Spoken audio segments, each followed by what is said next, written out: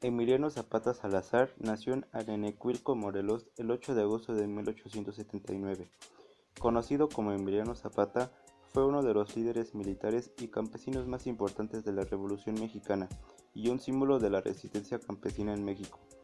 Emiliano Zapata nació en una familia campesina, siendo hijo de Gabriel Zapata y Cleofa Salazar. Emiliano Zapata trabajó desde niño como peón y aparcero y recibió una pobre instrucción escolar.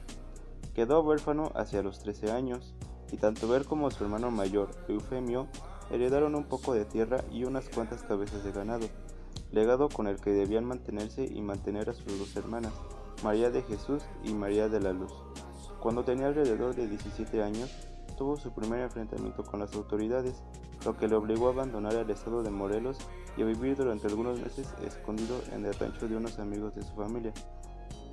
Una de las causas de la Revolución Mexicana fue la nefasta política agraria desarrollada por el régimen de Porfirio Díaz, cuya dilatada dictadura da nombre a todo un periodo de la historia contemporánea de México, el Porfiriato, de 1876 a 1911. Al amparo de las inicuas leyes promulgadas por el dictador, terratenientes y grandes compañías se hicieron con las tierras comunales y las pequeñas propiedades, dejando a los campesinos humildes desposeídos o desplazados a áreas casi estériles. Se estima que en 1910, año del estallido de la Revolución, más del 90% de los campesinos carecían de tierras y que alrededor de un millar de latifundistas daba empleo a 3 millones de braceros. Tal política condenaba a la miseria a la población rural y aunque era un mal endémico en todo el país, revistió particular gravedad en zonas como el estado de Morelos, donde los grandes propietarios extendían sus plantaciones de caña de azúcar a costa de los indígenas y campesinos pobres. En 1909, una nueva ley de bienes raíces amenazaba con empeorar la situación. En septiembre del mismo año, alrededor de 400 habitantes de la aldea de Zapata, Anenecuilco, fueron convocados a una reunión clandestina para hacer frente al problema. Se decidió renovar el consejo municipal y se eligió como presidente del nuevo consejo a Emiliano Zapata. Tenía entonces 30 años y un considerable carisma entre sus vecinos por su moderación y confianza en sí mismo. Pasaba por ser el mejor domador de caballos de la comarca y muchas haciendas se lo disputaban. Como presidente del consejo, Zapata empezó a tratar con letrados capitalinos para hacer valer los derechos de propiedad de sus paisanos. Tal actividad no pasó desapercibida y posiblemente a causa de ello el ejército lo llamó a filas. Tras un mes y medio en Cuernavaca, obtuvo una licencia para trabajar como caballerizo en Ciudad de México, empleo en el que permaneció poco tiempo. De regreso a Morelos, Emiliano Zapata retomó la defensa de las tierras comunales.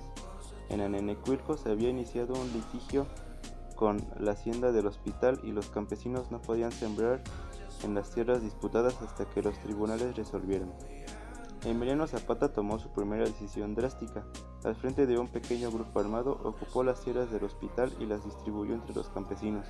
La atrevida acción tuvo resonancia en los pueblos cercanos, pues en todas partes se daban situaciones similares.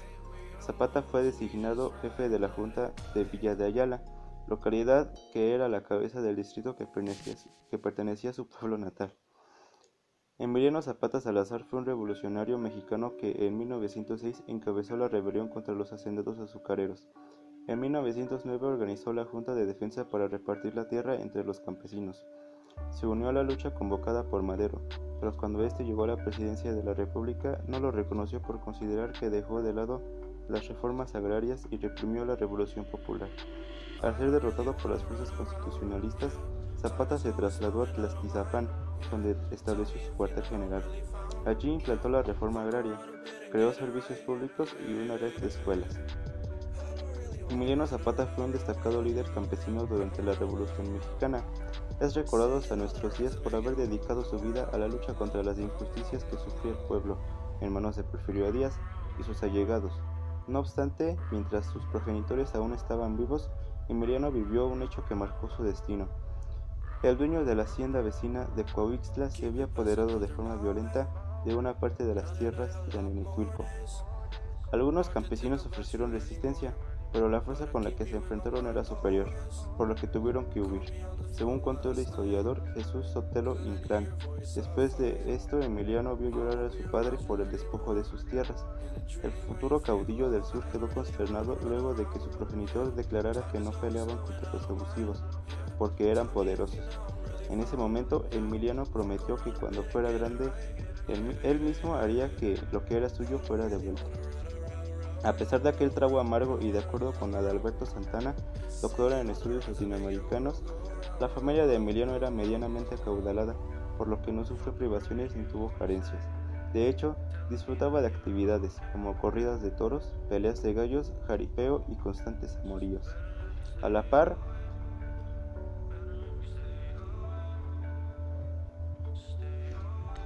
Emiliano apoyó la candidatura de Francisco I. Madero a la presidencia.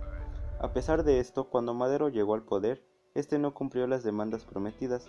Por lo tanto, el caudillo del sur y su gente entraron en descontento y desconocieron su mandato. Tras la caída de la dictadura de Porfirio Díaz y ya durante la presidencia interina de León de la Barra, surgieron prontamente las discrepancias entre Zapata, quien reclamaba el inmediato reparto de las tierras de las haciendas entre los campesinos, y Francisco Madero, que por su parte exigía el desarme de las guerrillas. Finalmente Zapata aceptó el licenciamiento y desarme de sus tropas con la esperanza de que la elección de Madero como presidente abriera las puertas a la reforma.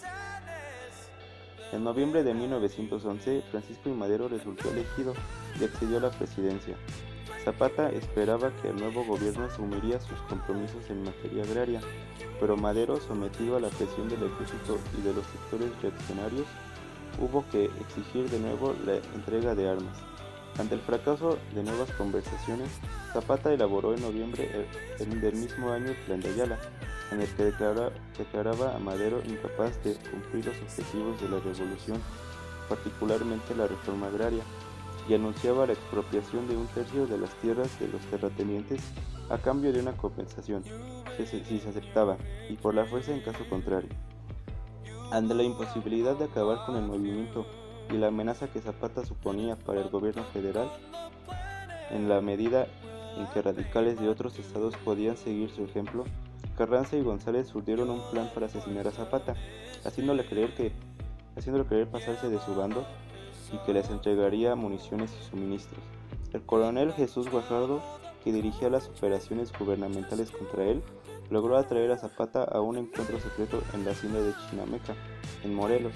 Cuando Zapata, acompañado de 10 hombres, entró en la hacienda, los soldados que fingían presentarles armas los dividieron a quemarropa. Pablo González trasladó el cuerpo a Cuautla y ordenó fotografiar y filmar el cadáver para evitar que se dudase de su muerte. Pero, igualmente, muchos de sus paisanos y correligionarios no creyeron que hubiera muerto. Unos decían que era demasiado listo para caer en la trampa y que había enviado a un doble. Otros se encontraban a faltar una característica en el cadáver exhibido. Genovevo de la O sucedió al fallecido líder al frente del movimiento, pero la guerrilla perdió de inmediato su fuerza e independencia política al apoyar a Álvaro Obregón, que derrocó a Carranza y asumió la presidencia.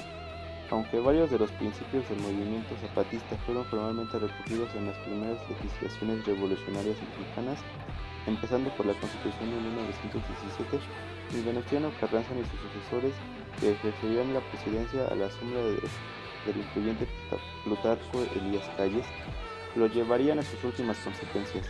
Hubo que esperar a la llegada de un estadista de la talla de Lázaro Cárdenas para asistir a decididas políticas de redistribución a la propiedad agrícola. Cuentan que Pancho Villa incitó a Emiliano Zapata a sentarse en la silla presidencial, pero este se negó, ya que decía que esa silla estaba maldita y volvía locos a los hombres que se sentaban en ella.